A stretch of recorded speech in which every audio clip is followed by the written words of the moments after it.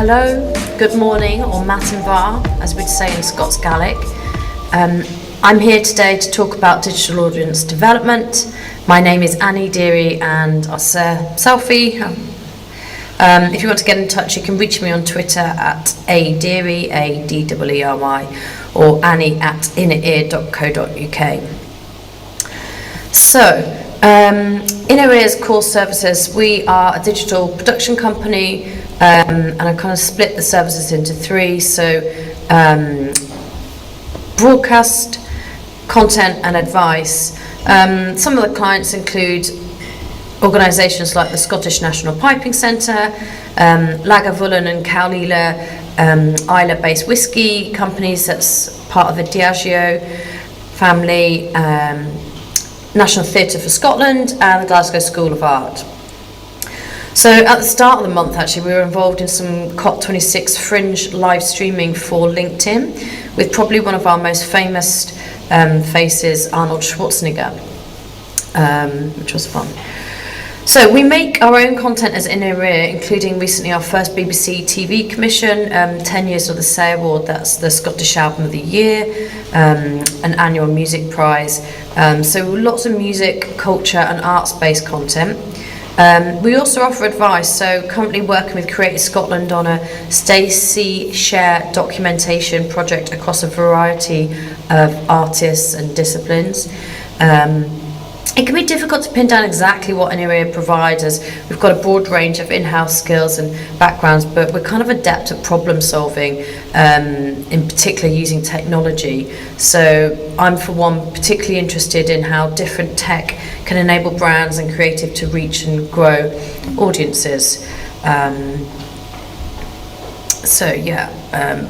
Going back to broadcast, we make and produce live and as live video programs, often about cultural activities and usually leading to live streaming.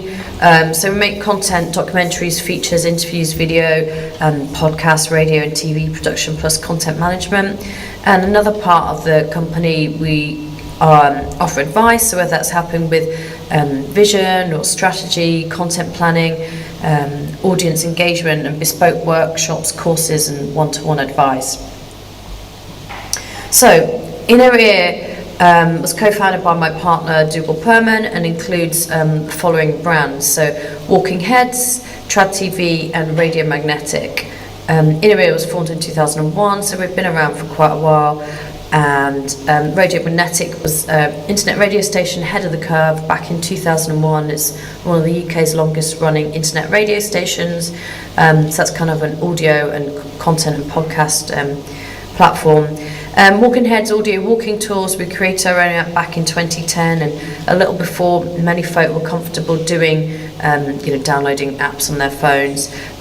We now use a platform called Guide-A-Go, although there are other audio walking tour platforms available. So Trad TV is our latest creation. It's a YouTube channel providing contemporary Scottish music from traditional and border Celtic worlds, and the Scots and Gaelic music featured there as well. So Radio Magnetic, as I said, was founded Inner Ear was founded back in 2000, and internet radio station Radio Magnetic was launched in 2001. So we've got a strong music heritage and kind of an important part of the music scene here in Glasgow. Walking Heads, as I said, launched in 2010. It's a series of streetwise interactive audio walking tours exploring the stories, people, places and spaces. So these are our own projects, but on the back of that we've worked with other organisations and brands to create tours for them. And Trad TV, most recent entity, it's created around about 2015. It's a web TV channel with contemporary traditional Scottish Gaelic culture and music. And I've included this slide here on a consultant live streaming performance project we were involved in last year during lockdown. It was musicians based in Shetland, a group of Scottish islands closer to Iceland than the furthest north part of the mainland UK. So the reason I've included this is because it demonstrates the kind of granular level of detail our client work can include, and that's kind of where our particular skills lie. So thinking more about digital audience, I've included this slide here with a picture of my family sitting down to watch a Royal Shakespeare Company interactive show called Dream. There was it's Midsummer Night's Dream. There was an artist, a performer in it called Puck, a character, and in particular our as then 1-year-old was really keen on that. And yeah, so I've included this picture because it kind of demonstrates how, especially post lockdowns, we consume and access audiences access digital content in different ways. So it might be through your phone, through your tablet, laptops, or in a more kind of traditional TV screen as a collective. So and maybe having a multi-device experience as well. So a digital audience really want to encourage attendance. It may also want to widen the sort of participation, and there may be a kind of educational aspect to deepen understanding.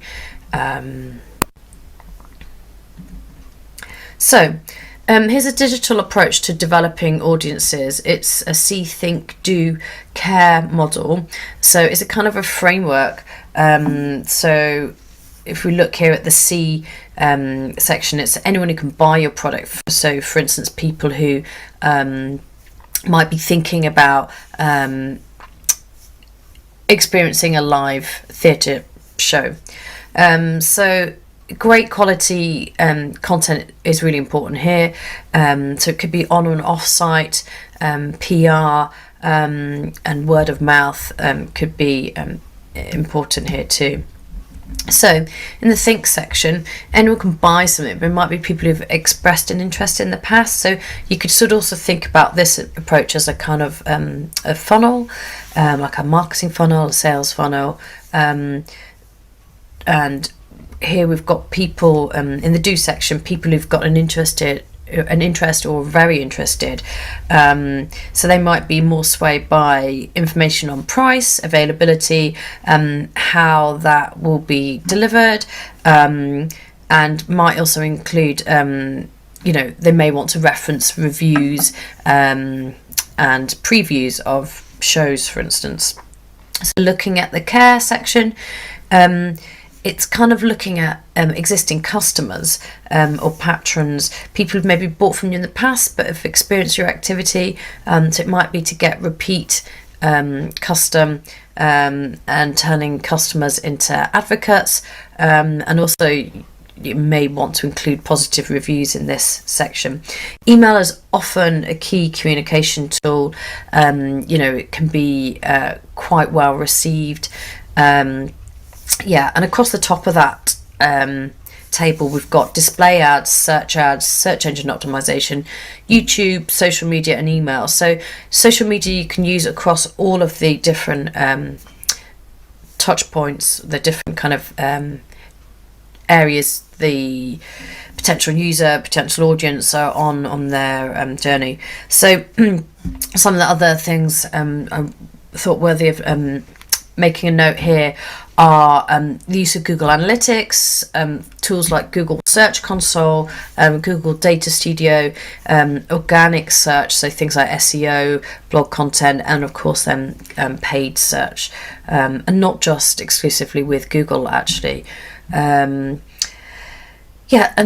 whilst I was preparing this presentation, I also came across grants. So Google in this example .co.uk for UK based grants. So if you are a third sector organisation, a charity, there may be an opportunity for funding. I'll actually double check to see if that's relevant to audiences in South Africa as well. And part of doing this kind of research, you may also want to do a sort of a user persona, and there are plenty of tools out there that I can share in this presentation that help you think about some of those things so you can target your communication most effectively. So digital activity, what we mean by this, so if your organisation has got a mission and value statement, then your digital activity should be in line with this. So, you know, that's maybe relevant for larger organisations. I'm not quite sure where everybody here is from, and how relevant that will be. Brand values can be played out online too, and should fit within your business or overall strategy if you're from the not-for-profit sector. If you're unsure, brainstorming ideas from different folk can be a great way of getting started and testing different concepts. You'll then want to select your channels and most relevant platforms from TikTok and virtual reality and augmented reality, and you can experience the SEAfrica stands through virtual reality exhibition stands. That looks pretty cool.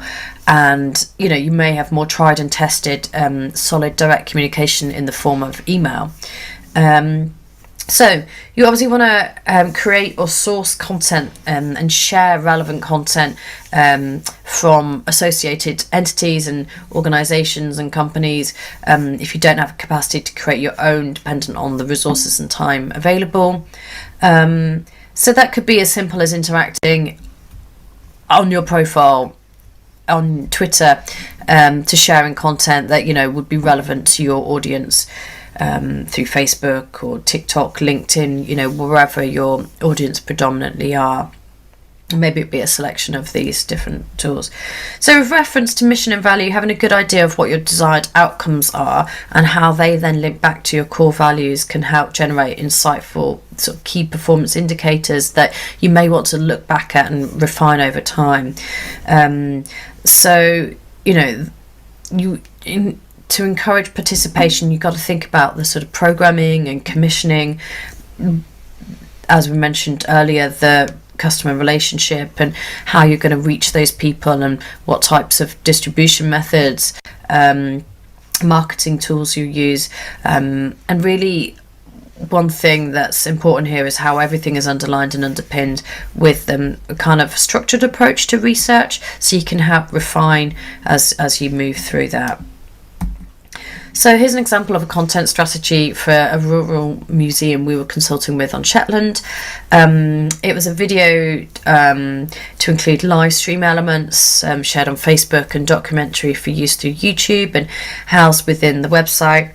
Some of this documentary content can be repurposed further for use across social media, including Instagram stories and Instagram lives, although in this example the focus was on Facebook. Audio can be a cheaper alternative way to share information, including podcasts and audio tools. We have a suite of tools that we like to work with, including things like transistor.fm for podcasts, and we love riverside.fm for recording decent quality video interviews online. So for instance, in the TV programme we made last month, we had some musicians who weren't in Scotland, and so we were used video from Riverside FM, and we were able to drop that into TV sort of quality for that. So live stream, there are free tools, and you can simply go live with your phone, but we're often involved in multi-camera setups using platforms like Livestream. Tools like Caster and Vimeo have added to their offering for a more kind of slick experience than what the Zoom environment enables. So all of these different approaches have their benefits, and you know, we've also discovered tools like Cast for creating watch parties, which that was quite popular during lockdown here in the UK. So I'll show an example here of the Glenfiddich Piping Championship. It kind of demonstrates how during lockdown we kind of pivoted to rather than having in-room experiences, these things were exclusively live streamed, so it made for an easier kind of filming and recording setup. And also the screens as a stage. So Philadelphia Folk Festival used a virtual stage image on their web profile that kind of created a feeling of being at the festival, but watching online. So thinking about digital tools,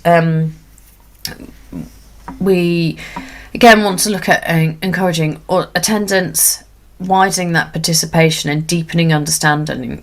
There are really so many tools. So I've used this quite a broad reaching image from Smart Insights. So they talk here about some of the main sections are SEO,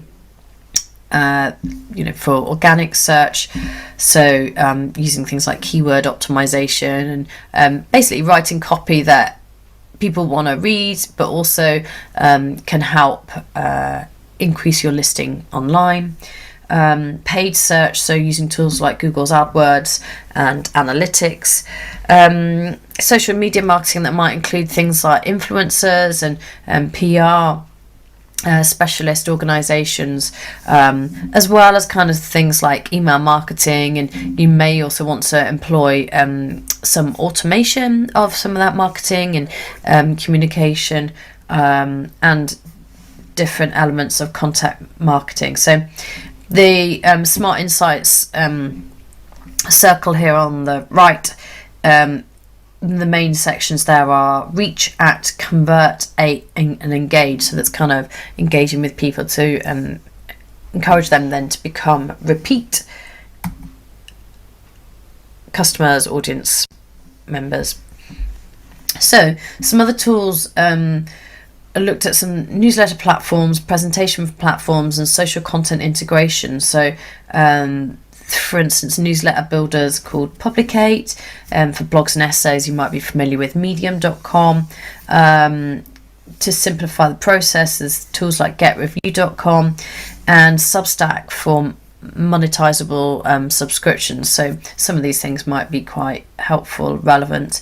Presentation platforms like Timeline Stories, slideshare.net, that's an old platform that we've you can put your presentation and easily sync audio to it. PDF catalog like Issue, and podcast and audio on Audio Boom, and there are other tools that you can employ like URL shorteners using tools like bit.ly.com, so you can get your brand name included on any URLs that are shared through social, as well as then being able to check and track those click-throughs. So YouTube Showcase and tools like Embed All on WordPress. So some other examples of collaboration, working with other organisations to share their content. So if you're a small entity, then you might only have one or two performances and peaks in activities that you're doing throughout the year. So during lockdown, again, this example was some European concert hall organisations. They shared content from their partner organisations, their live streams and so on, to help widen their audience but get people to come back to their own Facebook pages. So for instance, if that was like the London Symphony Orchestra sharing content from the Berlin Philharmonic on their own Facebook page, so that there was stuff happening every day, so it gave people a reason to come back. So some other search tools are including hashtags, use of hashtags. So you might want to search for information and people to connect with using branded event and topical hashtags. Like we used hashtag StaceyShare, and for this conference we've got SEAfrica 2021, SEAfrica, and hashtag tips. Different products like it costs money to acquire your initial audience, so whether that's in content production or in ads, and then you may want to think about your programming, what type of content you're commissioning, the relationship you have with your customer, and what that kind of distribution and reach is, as well as using tools like Shopify or WooCommerce, Wix, Podia, or Squarespace for hosting websites or microsites. So you might want to utilise other platforms for educational type content, including Udemy, Teachable, Thinkific, Shareable. And this presentation was pulled together using SlidesGo, and I've included this free credit of So there may be tools out there that you can use that can help with your appearance. So, you know, platforms like Canva are just adding more and more tools and techniques for social in particular. So thank you for your time. I hope that's been quite helpful and informative. So I'm over at Deery on Twitter, and the websites I mentioned that I work for, innerear.co.uk, tradtv.scot, walkingheads.net, and I've actually not included Radio Magnetic.